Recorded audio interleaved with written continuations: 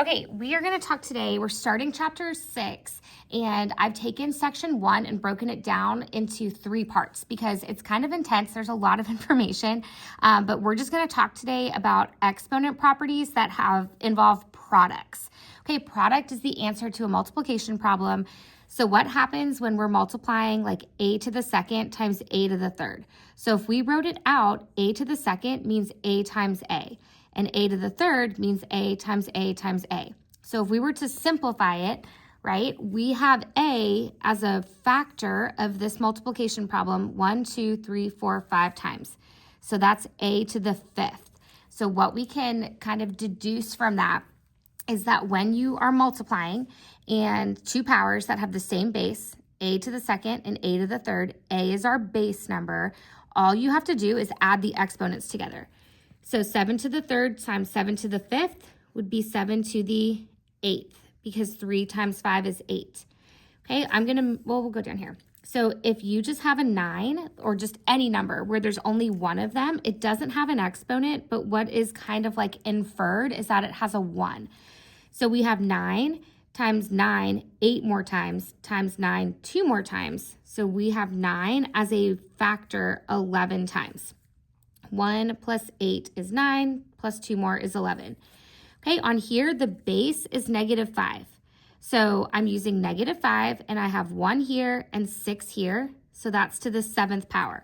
Okay, and we want to make sure that we leave it in the parentheses. Then on the next one, okay, I have x to the 4th times x to the 3rd. So that's x 4 times plus another 3 is x to the 7th. 3 squared times 3 to the 7th.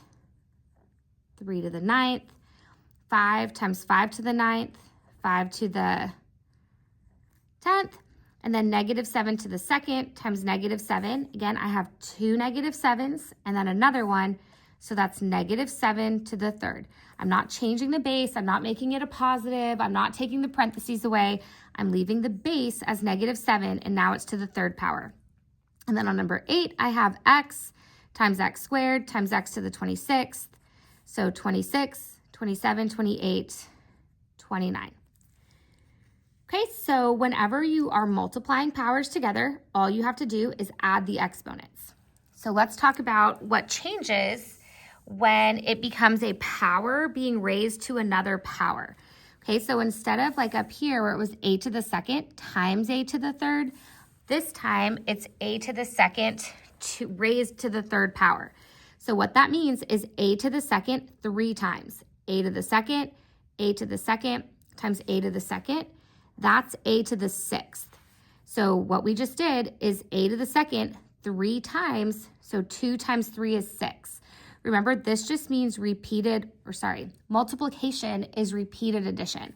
So I'm doing a to the 2nd 3 times. So 2 plus 2 plus 2 is the same thing as just 2 times 3. So the way that I remember it from when I was in Algebra 1, my teacher described it as when they're up high, you multiply. So when you have 2 exponents together, right, they're up high together, you multiply.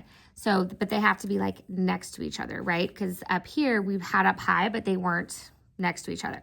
So 2 to the 5th to the 3rd would be 2 to the 15th because 5 times 3 is 15. On number 10, x to the 2nd to the 4th, x to the 8th power, because 2 times 4 is 8. On the next one, our base is -6. Again, I'm not changing the base. I'm not making it positive or anything weird like that. I'm leaving it -6. 2 times 5 is 10. On number 12, the base is y plus 2. I'm not messing with the base. I'm not changing anything. It's this parentheses y plus 2 to the 6th 2 times. So 6 times 2 is 12. On 13, 4 to the 2nd to the 7th is 4 to the 14th. On number 14, -2 to the 20th power. 4 times 5 is 20. On number 15, n to the 18th. On number 16, I'm going to kind of write it down here. The base is m plus 1 to the 20th power because it's to the 5th power 4 times. And then on number 17, it's x minus 5 to the ninth, because it's the third power 3 times.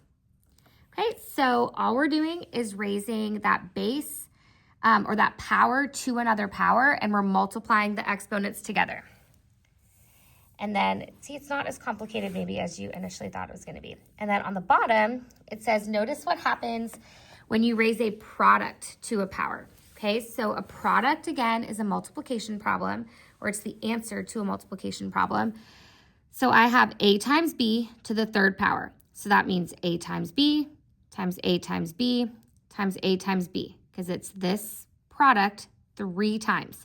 So how many a's do I have? And how many b's do I have?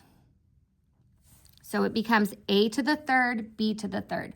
So when you have a product, not a sum, okay, not like up here, okay, where it was a sum, but where it's a product, every part, every factor of that product gets raised to whatever the power is. So for example, this one would be 24 to the 8th times 13 to the 8th. On number 19, we would have 9 squared, x squared, y squared. Every little piece is getting raised to the second power. On number 20, we're going to have -4. And actually, you know what? I think on your homework, I'll double check it and let you know. But on your homework, we're going to actually square this. So what's 9 squared? 81. So 81 x squared, y squared. On the next one, we're going to have -4 being raised to the second power. That's +16 z to the second. On this one, we're going to have 4 to the second. That's 16. Z to the second is z squared, or z to the second. And then the whole thing is negative. Okay, and then on this very last section, we're going to kind of put all of it together and we're going to simplify. That just means to work it all the way out. So we're going to do the same thing we've done before with PEMDAS. Okay, we're going to start with inside my parentheses. There's nothing I can do here, right? Then we move on to exponents. So this becomes 2 to the second, and then x to the third to the second is x to the sixth times x to the fourth. So 4 times, there's not another whole number to multiply it by, so essentially it's just 4 times 1. And then x to the sixth times x to the fourth is x to the 10th power.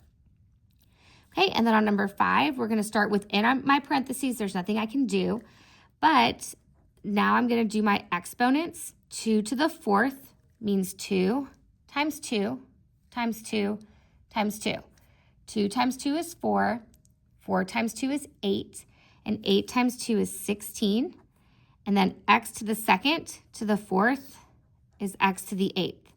So the only other thing left that I can simplify is 5 times 16 is 80, x to the 8th. Okay, so this is all you're going to do today, okay, are the exponent rules that involve products. And then the next time we have class, we'll talk about what happens when we have negative and fractional exponents and what happens when we have quotients, not products.